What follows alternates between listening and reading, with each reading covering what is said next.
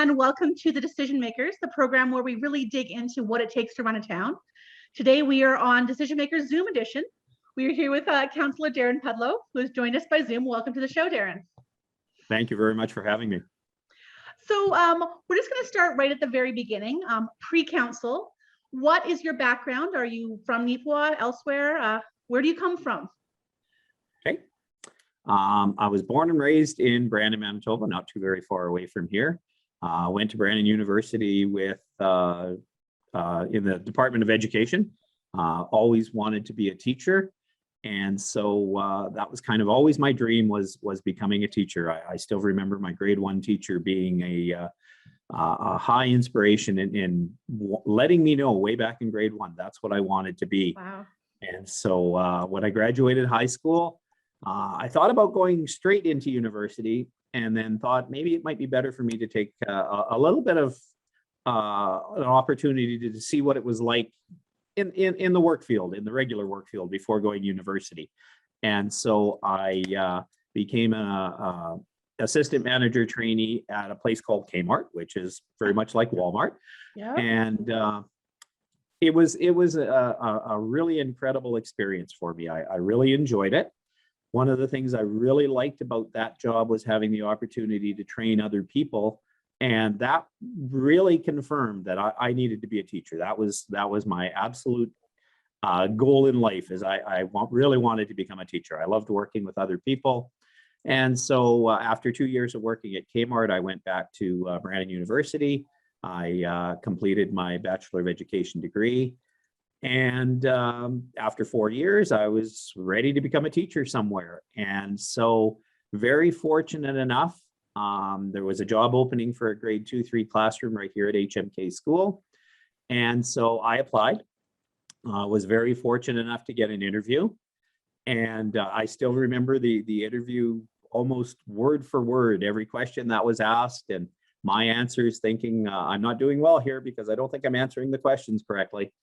And I do remember at the end of the interview how they had told me, Mr. Nelson and Dennis Wrightson, who was the superintendent at the time, had told me that there were more than 300 applications for this position, and they would be in touch if anything went further. I was very fortunate enough to get the phone call that yes, the position was mine. And I've always considered that to be my Lotto 649 win. I will probably never have an opportunity to win the lottery, but to me, this was the lottery win. It's just such an incredible community. I know right from as soon as I knew I had the position here at HMK, I rented a house here, and I was just so blessed with how the community just welcomed me in. I had an opportunity to work with an incredible staff here at HMK right through. And I've just truly been just so happy being here in town. And this is now my 31st year of teaching here at HMK. Wow, okay. From the very first interview, my very first teaching position as an official teacher, and now they can't get rid of me. So. And I assume we're looking at your classroom right now. That's where I am. Yes, yeah. Yes. I wasn't sure if that was a decor in your home or this was probably. Yeah, well, it's very similar at home, but yeah, no, this is right in my classroom. I thought this would be the best place to be. I can keep a camera still then. Yeah, that's true. So what made you want to run for council? Well, this was something that as I'm getting older and as I'm starting to think of potentially retiring somewhere down the road from teaching, I'm not quite there yet. But I know it's certainly something I'm starting to kind of think, so what will be my next chapter? And that's something I really haven't quite come up with the entire answer with yet. But I thought that might be something that might be interesting for me to approach. So that was one of the considerations I had when it came to the last election. Another one of the concerns I had was in my part of town, there was a land development issue that I didn't quite feel was being handled properly by the town. And it was something where I just sort of felt that I felt that a town council needs to be very transparent. And it's something where I know I wished someone would have come and talked to me and had the opportunity to explain to the people around in my neighborhood that this property was even for sale, that it had been sold, and some houses were going to be put there. The property that was used was a perfect park setting for the neighborhood kids down there. And I know it was just an absolute gem in our neighborhood. And so I wished that things could have gone maybe a little differently down there, as well as the people around in that neighborhood. And so because of that situation, and I know talking with other members in the community about a few other situations, I kind of felt, you know what, maybe this is an opportunity for me to get involved. This could be my next chapter. And so that was kind of the direction I thought, you know what, I think I'm going to run. And it's been a tremendous learning experience. I've had a great opportunity again to work with such great people. And it's been tremendous learning. I know that's one thing where it's totally taken me out of my comfort level after 30 years of teaching in a elementary classroom. I feel quite comfortable with how to be a teacher. This is something entirely new, and it's definitely had many challenges, and as well as it's just a tremendous opportunity. And I imagine that coming in at the same time as a lot of other new counselors as well was a even more of a transition for you. And I think that's one of the reasons why our council is working so well together, because there were so many new faces, as well as counselors that have had experience that have been able to kind of guide us along as we've been going. And I know right from the very, very start, we decided we wanted to be a committee as a whole. And so the decision making that we've been making in pretty much every level, we're doing that as one team. And it's just been a tremendous opportunity to hear many sides of the story. And I know sometimes people say, oh, you guys seem to get along so well. I do feel we get along so well. It's one of the things that it's been so great to have the opportunity to have many discussions. And I know people have said from watching the council meetings that we've had, how everyone seems to get along all the time. We do get along, but I know we have many meetings prior to the council meeting that gives us an opportunity to discuss a little bit more in depth in some of the decisions we've been looking at. And definitely we don't agree together on absolutely 100% of the time, but at least every single member on our team has the opportunity and has been great at listening to everybody's opinions, to everybody's ideas in making the decisions that we feel are best for our community. And I think people maybe don't realize, because we show on NACTV the town council meetings end to end, but that is not the sum total of the discussions that the town has. You guys meet at many other times discussing issues, bringing things to the table. Oh, absolutely. We've had many meetings, sometimes days prior to the council meeting. Usually our council meeting begins at 5 p.m. And so that gives us a couple of hours to discuss the topics at hand, finish up things that we hadn't finished discussing from previous meetings, and so on and so forth, and go from there. So yeah, that's one of the things I've learned is definitely there are lots of meetings and opportunities to kind of look at situations from many different angles. Now, one of the things you mentioned early on was the transparency issue was one of the things that really drove you to be interested in serving on council. That's actually something that other members of council have brought up as I've discussed with them. So do you think that, and then you're 3 years into this term now, do you think that's something that you as a council have really brought to the town? I sure hope our community feels that way. I know one of the challenges nobody would have ever expected has been our pandemic. And I mean, this is part of the problem that I'm experiencing here, not coming to the studio. Yeah. I would love to have been there. But the right now, part of the problem of being a town councillor, especially with me, is I'm a classroom teacher. I work with 9-year-olds. And right now, when you take a look at pandemic, hopefully soon there'll be a vaccine available for them. But right now they're a vulnerable group. And so as a result of that, I'm doing everything I can that allows me the opportunity to help keep my class safe. And that's just kind of how I've been feeling about this. And I've been so fortunate that through technology, emails, phone calls, a lot of Zoom conversations, the meetings that we can't always have in person, we're still able to do. And that's Yeah. one of the things I've been really happy about. I know I'm very disappointed that I haven't been able to attend as many of the meetings. Like I know Arts Forward just had a grand reopening. Now that things are coming back in, I would have loved to have been there, but just at the present time, I just sort of feel right now I need to do this just to help to keep my kids safe. And as soon as the vaccines are coming around, hopefully very soon, I'm going to be back out in the public again. And that's kind of one of the things that I find with our 3 years of being in term so far is we've had a few other challenges along with just learning the role of being a counselor, in that surviving through the pandemic and experiencing a major flood in our community. And it's definitely been a very challenging term. Yeah. And I think Neepawa Council was a bit ahead of the curve. We were already having meetings filmed well ahead of the pandemic. So when you had to make a pivot to Zoom meetings, you were used to cameras being present all the time. Absolutely. And I know being as soon as everything started closing down and being a classroom teacher again, everything switched to remote learning. Definitely learning such things as Zoom is been a great thing. I know it's something where even when I, as a classroom teacher, and all of a sudden the schools are closed, we're going to be doing this from home. Those 9-year-olds that I work with every day, they've been tremendous, and they've learned the technology, and they've taught their parents the technology, and have taught me as well. Mr. Pudlo, you're muted again, and things like that. And it's one of those things where, it's been an incredible situation. And at the same point together, again, as our classroom team of it, we've been able to work through it. And I know as a council, it's something where, yes, we still have our little technical glitches here and there, but we've still been able to connect in one form or another. And that's one of the another feature I'm so pleased with, is our council meets together often, like I said, to have our discussions as necessary.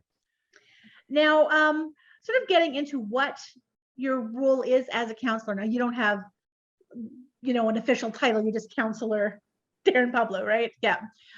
So well, yeah.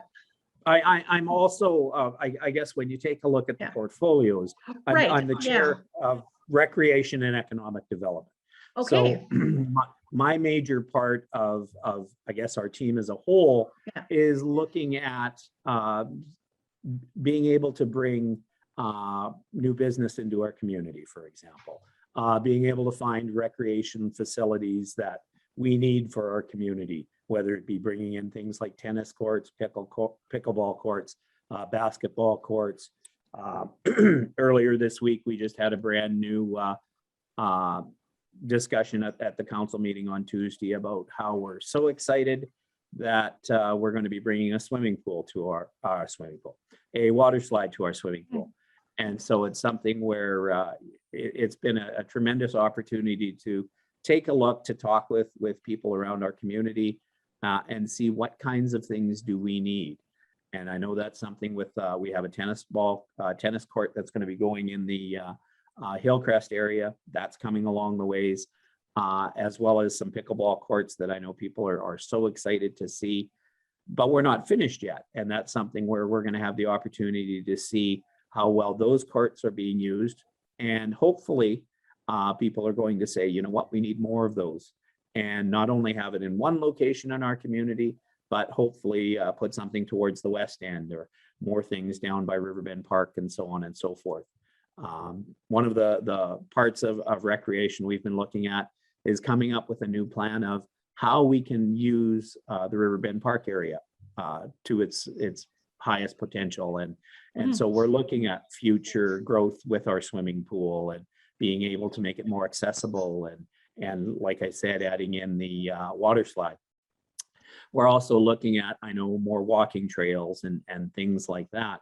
We're hoping we're going to be able to add a splash park into the Riverbend Park area as well, and other things along that way that just help to give many of our younger families or older families or of any age level the opportunity to find lots to do in our community. So what are some of the biggest recreation projects that you've been involved with in your time so far? Because I know a lot of stuff has kind of started happening. Oh, absolutely. Well, And this is something I can go all the way back to my very first week, right after I was elected. 2 days after, I was presented with a petition, and this was something that right from the get-go was a learning experience for me. One of the problems our community was having was that there wasn't enough public skating going on. Our Yellowhead Center was very, very busy. And so it's one of those things where there just hadn't been a regular scheduled public skating time. And I'm also on the Yellowhead board as well. And so one of the things that we've been able to discuss and make sure it's included is public skating twice a week. And so that's something where usually Sunday afternoons, Monday evenings, public skating is going on now twice a week. And so that's the very first thing I remember right from the start. People had no problem contacting me, which made me feel really good and let me know that, you know what, we're having something that we need to make sure is a regular part of our community. And I fully agree with that. So that was the very, very first thing.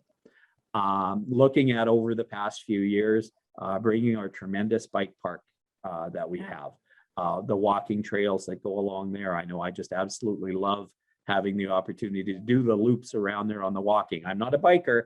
I'd rather stay out of the hospital.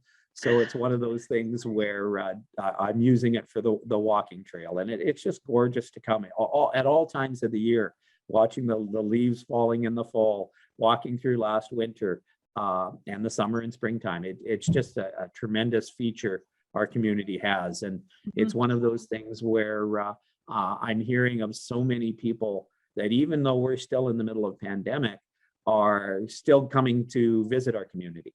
Being an outdoor event area, people are coming from lots of different areas. And that's exactly what we want. We want people to come and visit and see what a tremendous community we have.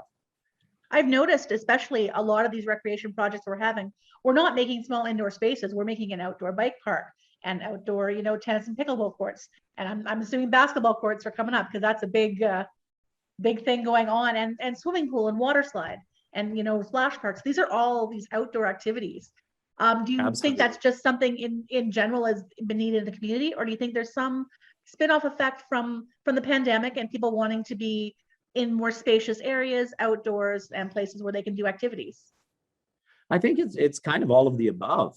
I know way back in probably about 5 years ago, there was a survey completed wanting to know within our community what types of activities people like to do. Things like walking was top of the list. Things like basketball, top of the list. Tennis, pickleball, things like that were up there as well. And it's one of those things that we have a lot of space in our community, and it gives us an opportunity for people to be able to do these. One of the things I really like is when you take a look at using the tennis courts, the pickleball courts that are going to be coming soon, using the bike trail, there's no cost. And I know that's one of the things, especially with a lot of our younger families with younger kids, it doesn't take long before things get very expensive to be able to take your family out for an outing. This is one of those things where as a family, as however many people you want to take along, gives you the opportunity to do something at, in most cases, no cost whatsoever. Yeah, it certainly makes a big difference for, I think, a lot of the families in this area, because we have gone from being this little retirement community to being a rapidly growing community with a lot of young families. So yeah, I know you're in the school, so you're kind of on the front lines of seeing all the young people coming into town. Do you think that there are more resources needed for this sort of younger population? Oh, absolutely. I know basketball courts right now, we've got one basketball court down at Hillcrest. I know a lot of the people, and just driving by any evening of the week, driving by the middle school area there's another basketball court there. There's always tons of cars parking there. And that's one thing that we're going to have coming very, very soon is more basketball courts. Again, working at HNK, we've got our 4 basketball courts that are here just out on our playground. And it's another thing that I know pretty much from about 3:45 till 5 o'clock, there's a group of kids out there. I can see a group out there playing right now that they're out there every single day and they're using them. And that's wonderful. there's just no better way of helping to keep our community healthy, giving opportunities for kids, for families, any age, to have some activities to be able to do. And I know, like I said, having that one basketball court in Hillcrest is great, but we're not done yet. And that's something where I know as the CN property is getting looked at right now with houses being built in there. We're hoping very soon to be able to add some tennis, pickleball, basketball courts in that part of town as well. Now, you mentioned this committee, you said it was recreation and economic development, is that right? Or did I get that wrong? So on the other side of that, in the economic development side, again, we are seeing tremendous growth in town. What are sort of your responsibilities and what do you see happening in town in that area? Again, one of the features we're trying to do is find both people locally as well as out of town that are interested in looking for space to have business opportunities and bringing them to our community. I know things like having newer restaurants brought in. That's one of the things that, we're always looking at stuff like that. Having our pet store that's recently opened up here in town. Another great opportunity. People are forced to go out of town, forced to order online. This now gives people an opportunity. Anyone that has pets, you don't need to do that anymore. We can do that right within our town. And I think that's when you take a look at our position of where we are on the map, we're in a perfect location. We're so central that rather than for us to have to go out to other community areas, having people being able to come here. And we're just so local for so many communities. I've seen, just from my perspective, a lot of small businesses, local entrepreneurs. That's the kind of thing we're seeing crop up here. Is there anything on the horizon for larger industries, larger businesses coming into this area? Because as you said, we are very central here. And that's one thing that I know right from the very first day of joining council. We have a very strong staff that's constantly looking for things like that. Our economic development officer, Marilyn Crew, she is just tremendous at constantly putting feelers out, looking to see who may be looking for an opportunity to set up shop. And both, whether it be a small business, whether it be a major industry, that's something that she's constantly on the lookout for. And so she's a wonderful person to have working on the team. So I think there's a lot of, would you say a lot of room for that to come in here, not just because there's like the purchasing power in the community and the need for consumer goods and resources in the community, but I think there's a workforce here that is kind of ready-made for something like that to come in. And it just, absolutely. There are people that are looking for opportunities to be able to work. When you take a look at our major highway that we're going right through our town, it's perfect for transporting products, east or west, north or south. It's just such a great location for us to be at. And I think that's part of the reason why when you take a look at our community, when I first moved into town, there were about 3,300 people. Now we're looking at 4,609 at the last census. I'm still can't wait to hear with the next census when the numbers come out, hopefully in early spring, to see where are we at now. I'm very curious as well. I'm hearing rumblings. We're probably around close to the 6,000 mark, but we'll see. That's exactly what I'm looking at. And again, being on council, it's just been awesome because working as the team, we're starting to look ahead and say, okay, you know what, 7,500, we become a city, and starting to make plans looking ahead at how are we going to be able to make that change. And it's just been a great experience. It's funny you mentioned that because I just looked up that number the other day because I had been joking around with other people who've been on the show with me. What's next, city in Ipawa? And I'm like, what would it take to be a city? 7,500. That's the kind of the golden number there.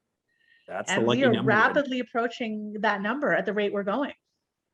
Well, and when we take a look at industries that are interested in coming in, two of the things they're looking at, what kind of a fire department do we have? Well, you take a look at our brand new building that we've got only a couple of years old there. That's in great shape there. We've got a brand new RCMP building that's just in the process of being built. Hopefully it'll be, it won't be long before they're going to be open up.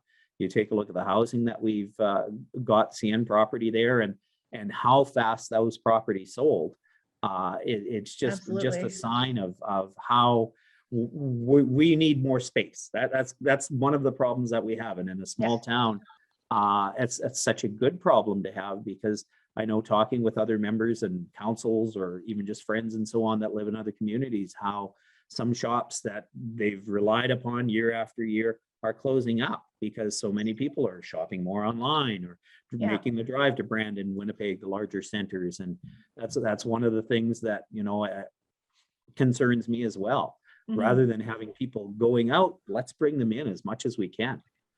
And I've actually found, and not just because of the pandemic, but just in general, I found myself needing to go out of town less.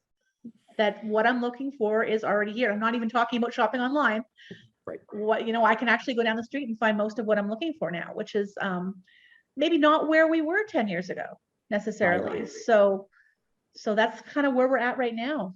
And a lot of that, of course, is the result of immigration into the area. Absolutely. Immigration and bringing families in. And I think one of the things, and I've sort of mentioned this before, is you run into a bit of a problem, I think, and I'll get your position on this in a minute, where you have a huge proportion of the adult population of Nipawin is still a permanent resident and therefore unable to vote or run for council. Right. So, and I wonder how you see that. Is that a sort of a problem? Is that an opportunity? How do these people get represented in that situation? That's a very good question. I know that's something, even just with Arts Forward, we were talking about that last night at the annual general meeting. That's one of the things we need to be able to figure out. How can we get more diversity brought in? Because there's so many people out there that have so many great ideas, and it's just so important in our community. I know the Yellowhead Center is feeling exactly the same thing, and as our town council is absolutely.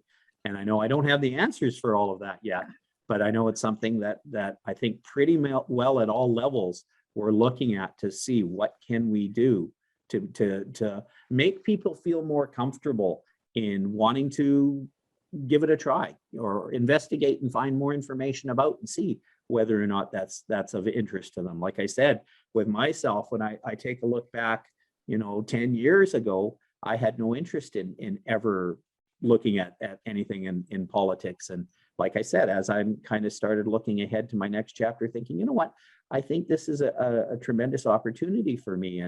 And I'm terrified. I'm terrified every day, because I'm getting asked questions that I may or may not know the answer to immediately.